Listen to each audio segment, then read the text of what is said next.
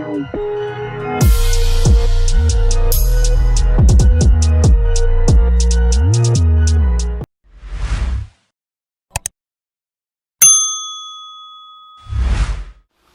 Talk UK! Pro B's up in North London, and I'm delighted to be joined once again with trainer Don Charles. How you doing? I'm doing very well. I always say to you, how are you doing? I'm doing well. You know, like anytime I'm in the north of London, I always say, look, let me drop in, let me see my old friend Don Charles, and then see how he's doing. You're looking well though. Yeah, I feel well. Thank God. You know, obviously, like everybody else, we're just coming out of this pandemic. Obviously, it's still around. We still have to be very cautious with the corona. And yeah, it's nice to be back. Like the boxing that we all love. Nice to have the crowds back at the venues, and hopefully that will continue. Yeah. People might not know this, but I just witnessed you tuck into some protein refuel. You caught me. You know, now you know my secrets. I'm gonna have to do something. Yeah, basically, obviously, the nature of our jobs, what we do, boxing coaches, you have to refuel. When you've got training fighter after back to back, you need the energy, the fuel to be able to give them quality work. So, yeah, that's what I do in between. I started at 6 a.m. this morning. And what time is it now? Around So almost 6 p.m. Yeah, so, you know, I need to eat. And I don't like to eat after 7 p.m. anyway. So I have to get that food intake to refuel. 100%. I think last time I was here, we did something when you was alongside Dean White, and we talked about. That's right, yeah. That was just on the eve of Joyce versus Takam. The outcome was obviously Joe Joyce won that fight. A lot of people question the stoppage. Just reflecting back, what did you make of that stoppage at the time? I thought the stoppage was spot on. I mean, I always say, what do people, you know, human beings, we've evolved, but we're still very barbaric in a way, What do people want to see? Death on live television? If you, I mean, the referee, I thought he called it, it should be commended. He called it right. You can't, I was actually at the venue. You can't, I believe Joyce must have thrown at least, or landed, should I say, flush bang on Takam's head and chin. At least 25 unanswered punches. I mean, referee gave Takam every opportunity to either throw something, one single punch, or perhaps in some cases hold. There is such a thing. Yeah, and then the fight, maybe he might have allowed him to continue and see the next round, see the round out. He did no such thing. He just kept, George, you know what George is like, once he gets going, bam, bam, bam, no, it's a good call from the referee. Also that Takam gets to go home to his family. Yeah, one more, people don't realize, unless you've done boxing or taken a simple jab to the forehead, would you then appreciate what boxers go through? Especially from heavyweights, yeah. 25 or so unanswered punches. What do you want? Blood? No, it's a good call, in my opinion. Do you know what's interesting? Like, Joe Joyce is getting a lot of recognition now, before he wasn't getting as much of that, but he is a real handful. He is for any heavyweight out there. I mean, you've been in the business a long time. Looking at Joe Joyce's resume, it's pretty impressive right now, isn't it? Listen, man, I like to compare it to anyone. Listen, I'm a great, big fan for a lot of reasons. This man made his debut against a guy that I train. And I pride myself as a good heavyweight trainer. I train all weights, but I'm a specialist. If this was mastermind program, my specialist subject is the heavyweight division. And this man this boxer Joe Joyce made his debut right against a guy who's a renowned puncher. Ian Lewison, for all his sins, he can punch. Okay, this is Ian Lewison who stopped T for Hoffman. Yeah, do you remember the Hoffman? Yeah, the tall 6'9" German boxer Timo Hoffman, that's right. He went the distance with Klitschko. Okay, I know years later, then he fought Ian in the, I believe, in the prize fight in York Hall. And Ian stopped him, dropped him. He's never been stopped. So Joe Joyce made his debut against my guy Ian Lewison. And when the match was made, Sam Jones obviously was working with David Haye at the time. I thought, these guys, they must know something. They've been drinking some heavy liquor. Honestly, to make that sort of match was very ballsy, very ambitious. I thought, there's no way they're gonna pull this up and I told Ian, I said, you should take this as an insult. This guy is making his professional debut against yourself. That's an insult. Are you gonna do something? He goes, damn right, I'm gonna do something. I'm gonna knock him out.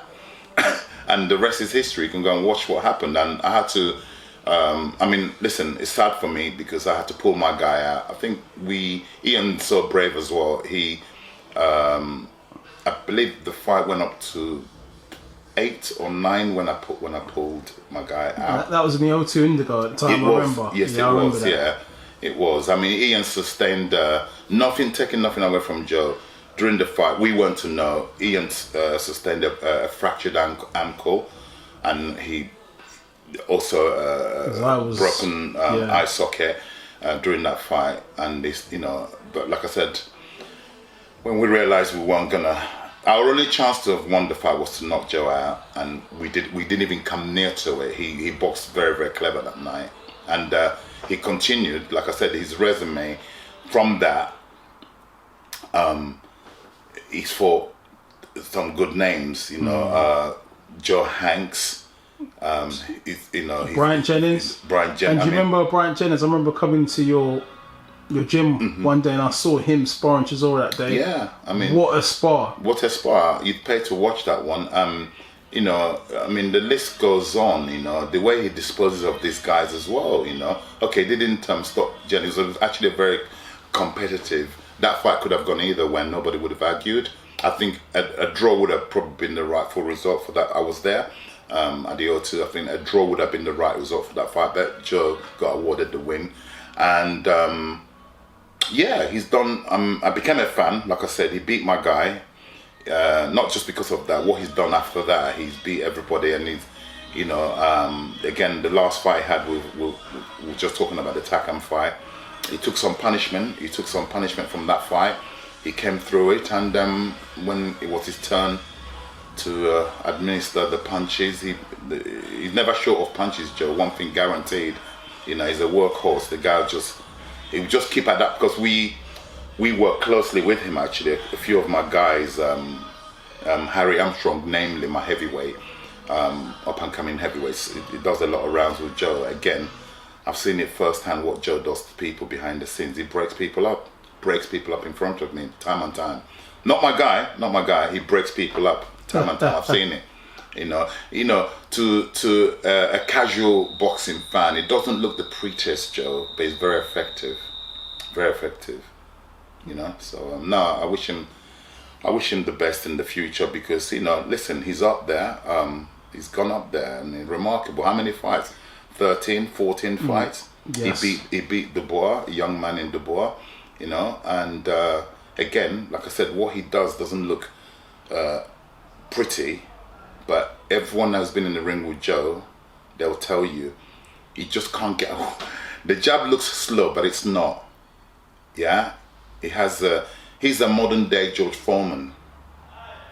George Foreman was very much like that. Wasn't the prettiest to watch, but very effective. The little intricate things he does. Ring generalship. Joe knows how to place you in parts of the ring where he wants you. He always controls the ring. He's one of his greatest assets, Joe Joyce. He's able to almost like a sheepdog. How to herd the sheep into where they want them. He's able to maneuver you to a place where he can then. Here comes Joe. Thudding jab. Yeah. Do you know what's interesting? I remember when Joe sort of just turned over pro, he wanted the Chisora fight. Yeah. At the time. Yeah. And that's been mooted recently. Yeah. It wouldn't surprise me. Yeah. He's on the rise, Joe. It wouldn't surprise me if they make that sort of match. If Derek doesn't get the rematch with Parker, whom I believe Derek won that fight, got robbed. If he doesn't get that rematch, the most logical fight for Derek and for Joe, because the belts are tied up for the foreseeable future, right?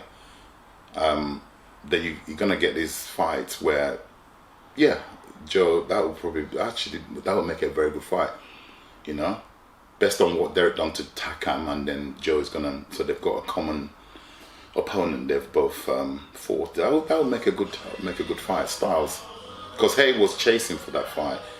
Yes, I remember that. Yeah, he was chasing for that fight when he wasn't managing Derek. If you remember. Yes, I remember that. He was chasing for that fight, and never materialized. Yeah, I think that fight could be made, depending on what plans they've got for Joe, you know, next. Right, we'll wait and see. I think it's only right that I asked you. I know we was talking off camera about Frank Buglioni, retired fighter now, ex-British champion. There's questions out there, you know, after seeing Boatsi defeat Bolotnik's 11-round knockout. Who is best in Britain? Heavyweight. I mean, that's a good question. You've got a good crop. And you know all about Callum Johnson. Obviously, he had that great win. No one mentions Callum Johnson. I don't know why. No one mentions him. No one. I don't know who's promoting him. It's with Frank Warren, isn't it? Frank Warren. Yeah, I don't understand what's happening with Callum Johnson, because he should be in that mix. We've got Anthony Yard as well, Lyndon Arthur. There's a few. Craig Richards, yeah, also as well. Yeah, but going back to my guy, Frank Buglioni, yeah, it was just one of those unfortunate things, you know, because he was the first one to inflict a defeat on Jose Burton, who was unbeaten at the time. You know, it was tipped as he would have. Jose Burton, it's just one of those things in life, you know. If there was no Frank Buglioni, Jose Burton probably would have gone on to win a world title. Yeah, he would have gone on to win a world title, and he would have gone on to win a world title. And if unfortunate for him, and he also inflicted the first defeat on Craig Richards, who's again gone on to fight for a world title. Bivol, yeah. So, you know, Frank was a remarkable guy, human being, great fighter. He won the British title, defended it twice, and unfortunately we came unstuck against Callum Johnson, who just mentioned a minute ago.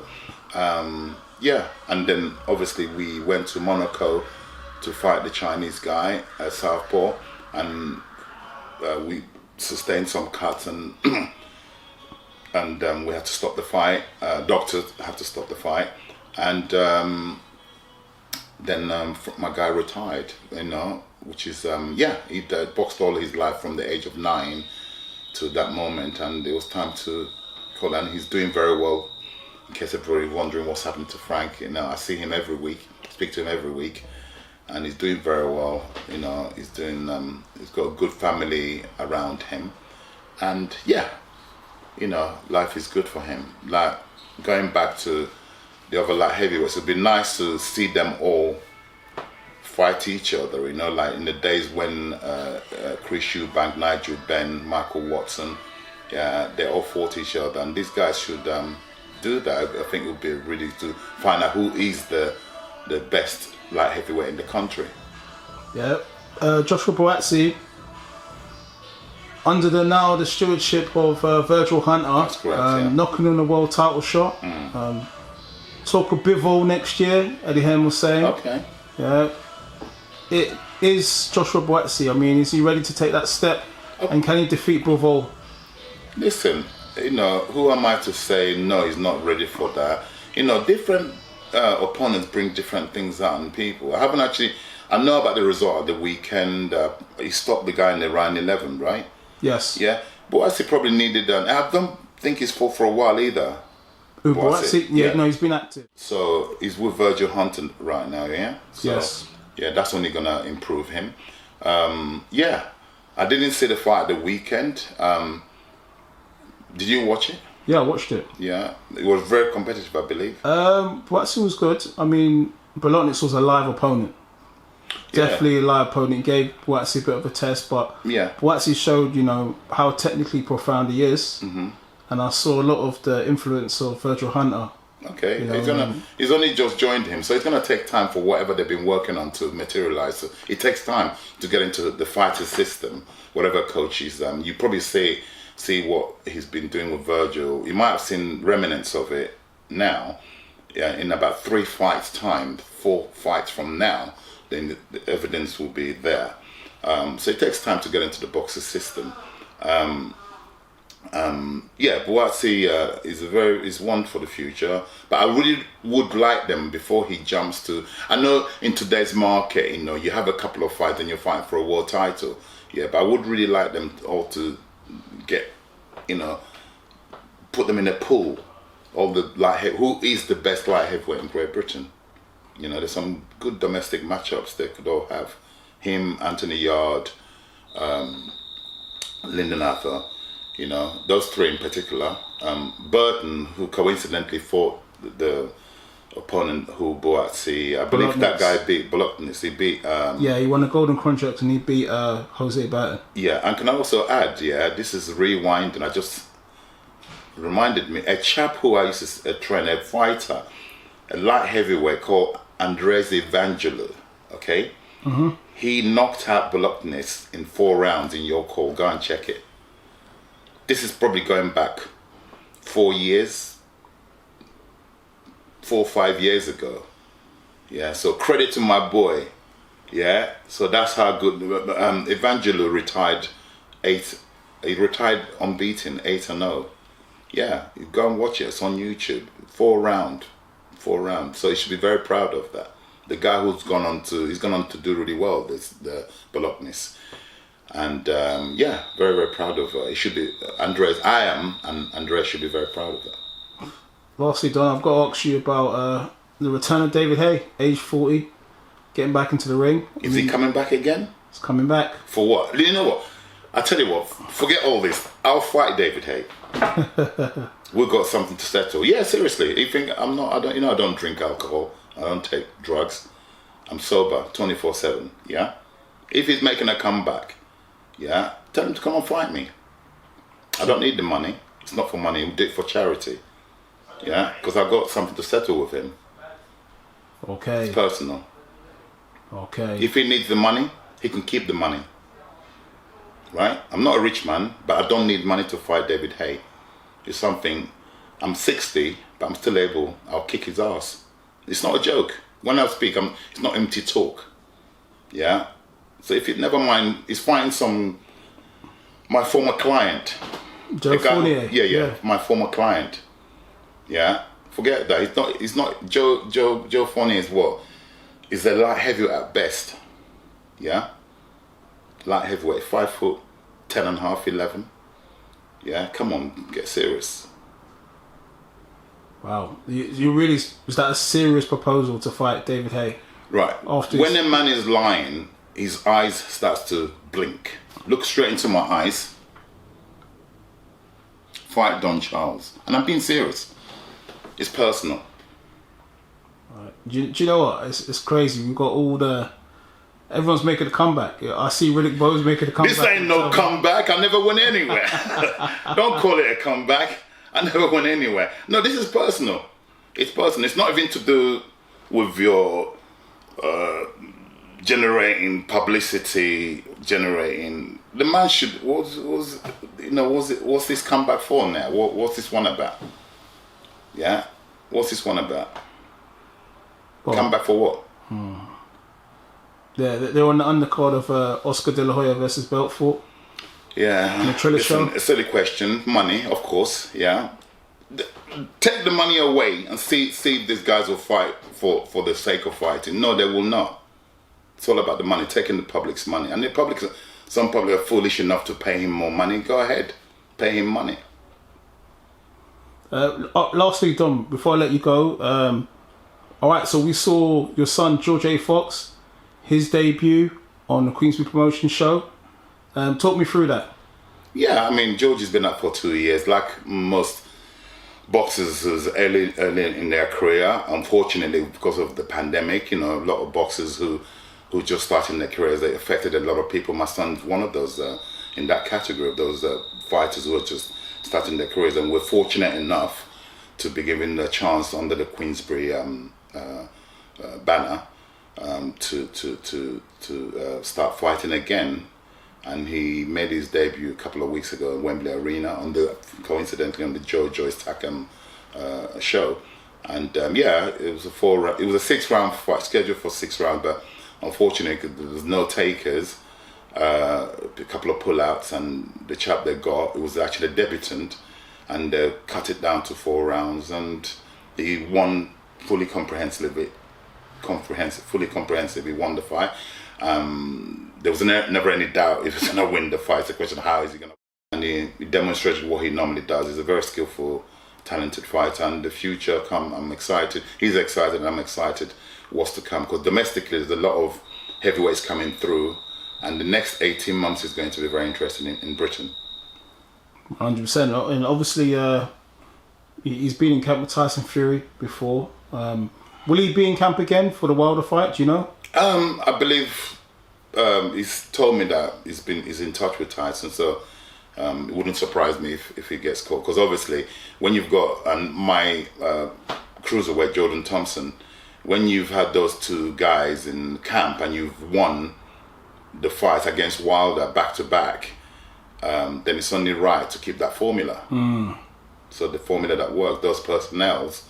Coincidentally, the Tyson's preparation for the third Wilder fight, which never happened, the one that got cancelled recently, my guys, because of COVID, they didn't go to America to camp with Fury, and strangely that fight it got cancelled. So it's fate, isn't it? So Tyson, I believe, is going to regroup, and maybe, like I said, I do believe that's what's going to happen. Don't quote me. I'm not at liberty to say it's 100%.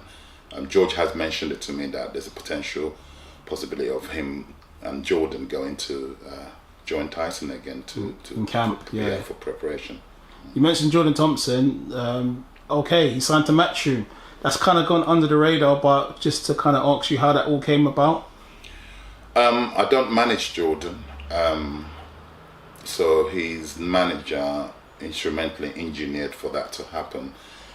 So I think he's on that platform now. So listen, from where Jordan is now in terms of his record, where he's at in his career, it's watch this space. All right, excellent stuff. All right, Don, we won't keep you any longer. Thanks again for your time. Always a pleasure. Thank you. Pep Talk UK, Pro Bees, Mr. Don Charles. Like, share, subscribe. Peace. Thank you.